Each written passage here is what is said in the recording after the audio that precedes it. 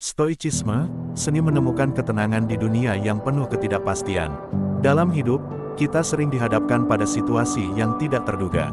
Rencana yang gagal, harapan yang pupus, kehilangan, dan kekecewaan adalah bagian tak terelakkan dari kehidupan. Namun, mengapa ada orang yang tetap tenang dalam menghadapi kesulitan, sementara yang lain mudah terombang-ambing oleh emosi? Jawabannya mungkin ada pada Stoicisme, sebuah filosofi yang mengajarkan kita bagaimana menjalani hidup dengan bijaksana, tenang, dan tanpa terbebani oleh hal-hal yang tidak bisa kita kendalikan. Stoicisme bukan sekadar teori filsafat, melainkan sebuah panduan praktis untuk menjalani kehidupan dengan lebih baik. Filosofi ini berkembang pada zaman Yunani dan Romawi kuno, dengan pemikir utama seperti Zeno dari Citium, Seneca, Epictetus, dan Marcus Aurelius. Mereka tidak hanya berbicara tentang teori, tetapi juga mempraktikkan ajaran ini dalam kehidupan sehari-hari, dari seorang budak seperti Epictetus hingga seorang kaisar seperti Marcus Aurelius.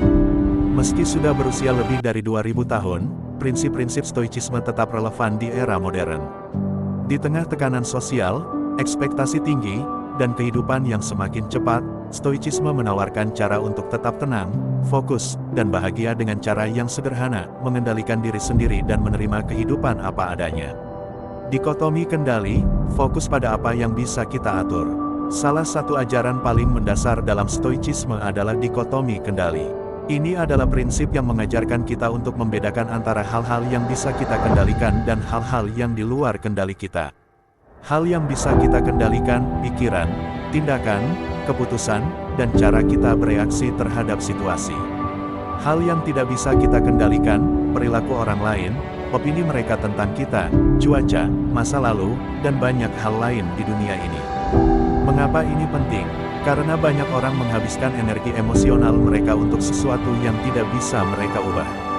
Mereka stres karena seseorang berbicara buruk tentang mereka, marah karena cuaca tidak sesuai harapan, atau kecewa karena rencana tidak berjalan seperti yang diinginkan. Seorang stoik akan melihat situasi seperti ini dan berkata, apakah ini di bawah kendaliku? Jika tidak, maka tidak ada gunanya aku terlalu memikirkannya. Dengan cara ini, mereka bisa tetap tenang dan fokus pada apa yang benar-benar penting. Amor fati, mencintai takdir dan menerima hidup apa adanya. Stoicisme tidak hanya mengajarkan kita untuk menerima hidup, tetapi juga mencintai apapun yang terjadi dalam hidup kita. Konsep ini dikenal sebagai amor fati, yang berarti mencintai takdir. Ketika sesuatu yang buruk terjadi, kebanyakan orang akan mengeluh dan menyalahkan keadaan. Namun, seorang stoik melihatnya sebagai bagian dari kehidupan yang harus diterima.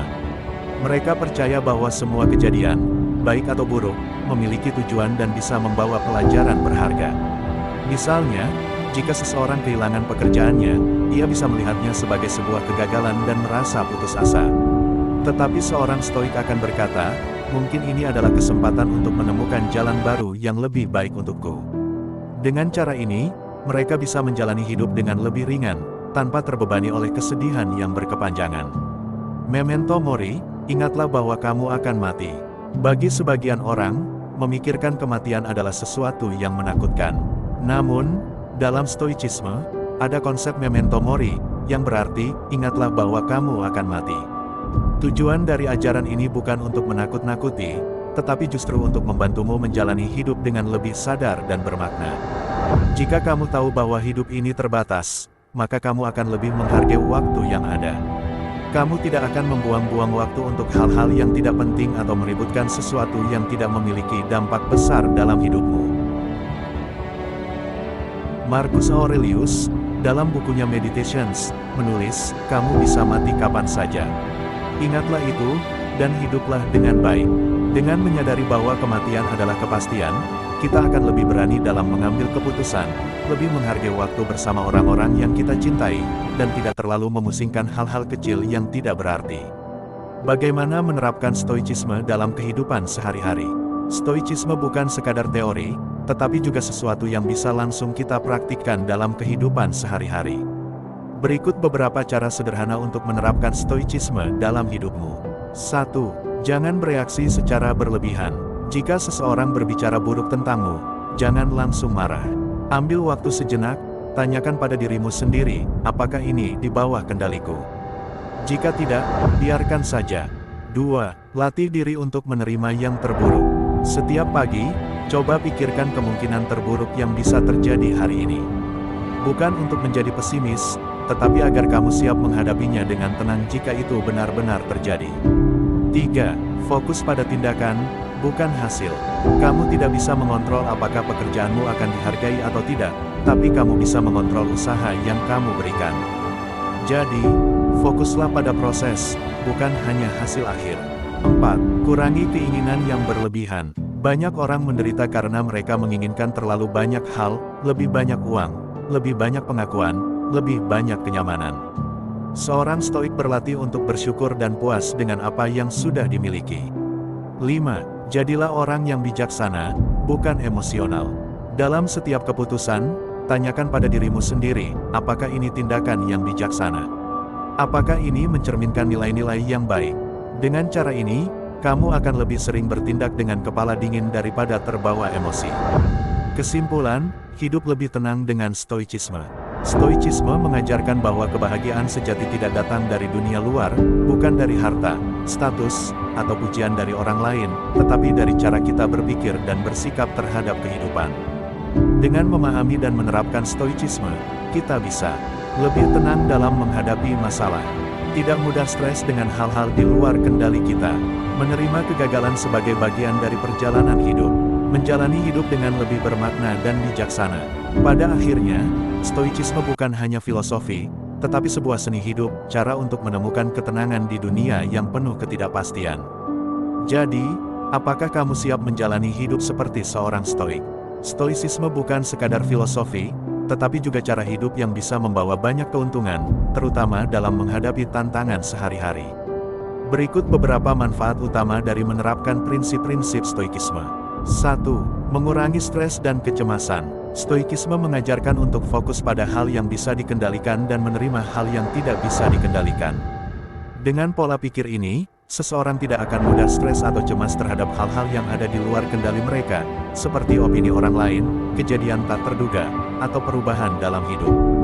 2. Meningkatkan ketahanan mental. Prinsip stoikisme membantu seseorang menjadi lebih tangguh dalam menghadapi kesulitan. Dengan melihat hambatan sebagai bagian dari perjalanan hidup, seseorang tidak mudah menyerah atau terpuruk ketika menghadapi kegagalan atau tantangan. 3. Menjadi lebih tenang dan terkontrol. Dengan melatih pengendalian diri dan tidak mudah bereaksi secara emosional, seorang stoik dapat menghadapi situasi sulit dengan kepala dingin. Mereka tidak mudah terpancing amarah atau panik dalam keadaan darurat, yang membuat mereka lebih efektif dalam mengambil keputusan. 4. Meningkatkan kebijaksanaan dan pengambilan keputusan. Stoikisme mengajarkan untuk berpikir logis dan rasional sebelum bertindak. Dengan mempertimbangkan berbagai sudut pandang dan menghindari reaksi impulsif, seseorang dapat membuat keputusan yang lebih baik dalam berbagai aspek kehidupan. 5. Lebih bahagia dan bersyukur. Karena stoikisme mengajarkan untuk tidak bergantung pada kebahagiaan eksternal seperti harta, ketenaran, atau validasi sosial, seseorang menjadi lebih puas dengan apa yang mereka miliki. Dengan fokus pada hal-hal sederhana dan tidak terjebak dalam keinginan yang tidak perlu, hidup menjadi lebih ringan dan bahagia. 6. Meningkatkan disiplin dan produktivitas. Seorang stoik memiliki kontrol diri yang tinggi, sehingga mereka lebih disiplin dalam menjalani rutinitas dan mencapai tujuan mereka. Dengan menghindari distraksi dan fokus pada hal yang benar-benar penting, produktivitas mereka meningkat secara signifikan. 7. Membangun hubungan yang lebih baik. Dengan memahami bahwa setiap orang memiliki perspektif dan reaksi mereka sendiri, seorang stoik lebih sabar dan tidak mudah tersinggung. Mereka juga cenderung lebih adil, bijaksana, dan pengertian dalam berinteraksi dengan orang lain, yang membuat hubungan mereka lebih harmonis. 8. Lebih siap menghadapi perubahan dan ketidakpastian. Hidup penuh dengan perubahan dan kejutan yang tidak terduga. Stoikisme membantu seseorang menerima kenyataan tanpa terlalu terikat pada ekspektasi. Dengan pola pikir fleksibel dan siap menghadapi apapun yang terjadi, mereka tidak mudah kecewa atau terguncang. 9. Mengatasi rasa takut terhadap kematian. Konsep memento mori dalam stoikisme mengajarkan bahwa kematian adalah bagian alami dari kehidupan. Dengan menerima fakta ini, seseorang tidak akan takut menghadapi kematian dan akan lebih fokus untuk menjalani hidup dengan sebaik-baiknya. 10. Menjadi pribadi yang lebih mandiri dan tidak bergantung pada orang lain. Stoikisme mengajarkan bahwa kebahagiaan dan ketenangan batin berasal dari dalam diri sendiri, bukan dari orang lain atau keadaan eksternal. Dengan prinsip ini, seseorang menjadi lebih mandiri, tidak mudah terpengaruh oleh opini orang lain, dan lebih percaya diri dalam menjalani hidup. Dengan menerapkan stoikisme, seseorang dapat menjalani hidup dengan lebih damai, kuat, dan penuh makna. Meskipun stoikisme memiliki banyak manfaat, ada juga beberapa kekurangan atau tantangan dalam menerapkannya, terutama jika dipahami atau diterapkan secara ekstrim. Berikut beberapa kekurangan stoikisme. 1. Bisa terlihat terlalu dingin atau tidak emosional. Karena stoikisme mengajarkan untuk mengendalikan emosi, beberapa orang mungkin menganggap seorang stoik sebagai pribadi yang dingin, kurang empati, atau tidak peduli terhadap perasaan orang lain. Dalam beberapa situasi, menunjukkan emosi justru penting untuk membangun hubungan sosial yang sehat. 2. Berpotensi menjadi terlalu pasrah. Konsep menerima takdir amor fati bisa disalahartikan sebagai sikap pasrah terhadap keadaan tanpa berusaha melakukan perubahan.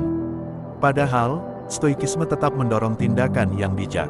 Namun, jika seseorang hanya berfokus pada menerima tanpa berusaha, mereka bisa kehilangan motivasi untuk berkembang. 3. Kurang memberikan ruang bagi kreativitas dan imajinasi. Stoikisme lebih menekankan pada logika dan rasionalitas, yang dalam beberapa kasus bisa membatasi ekspresi kreativitas dan imajinasi. Seni, musik, dan inovasi seringkali lahir dari emosi dan pemikiran yang lebih bebas, yang mungkin kurang ditekankan dalam stoikisme. 4. Tidak cocok untuk semua orang dan situasi. Tidak semua orang bisa atau ingin menjalani hidup dengan prinsip stoikisme. Beberapa orang mungkin merasa lebih nyaman dengan pendekatan yang lebih ekspresif terhadap emosi, terutama dalam budaya yang sangat menghargai ekspresi perasaan. 5. Bisa membuat seseorang kurang peka terhadap orang lain. Jika terlalu fokus pada mengendalikan emosi sendiri, seseorang mungkin mengabaikan atau kurang peduli terhadap perasaan orang lain.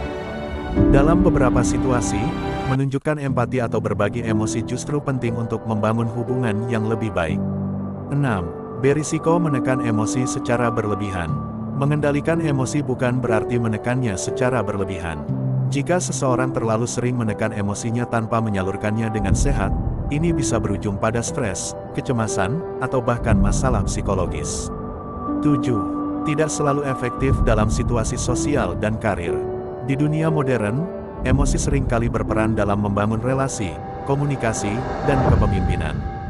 Jika seseorang terlalu stoik dalam lingkungan kerja atau sosial, mereka mungkin terlihat kurang antusias atau sulit terhubung dengan orang lain secara emosional. 8. Dapat menyebabkan kurangnya motivasi untuk mencapai tujuan eksternal. Karena stoikisme mengajarkan untuk tidak bergantung pada faktor eksternal seperti harta atau ketenaran, ada risiko seseorang menjadi kurang ambisius atau kurang termotivasi untuk mencapai pencapaian tertentu dalam hidup. 9. Kurang menekankan kesenangan dan kebahagiaan dalam hidup. Stoikisme lebih fokus pada kebajikan, ketahanan diri, dan ketenangan batin daripada mencari kebahagiaan aktif. Bagi sebagian orang, filosofi ini bisa terasa terlalu serius atau kurang memberi ruang untuk menikmati kesenangan hidup. 10. Bisa menyulitkan dalam hubungan romantis atau sosial. Dalam hubungan, keterbukaan emosional seringkali penting untuk menciptakan kedekatan. Jika seseorang terlalu stoik dan tidak mengekspresikan perasaan dengan cukup jelas, pasangan atau teman mereka mungkin merasa kurang dihargai atau tidak diperhatikan. Kesimpulannya, stoikisme bisa menjadi filosofi yang sangat berguna jika diterapkan dengan seimbang.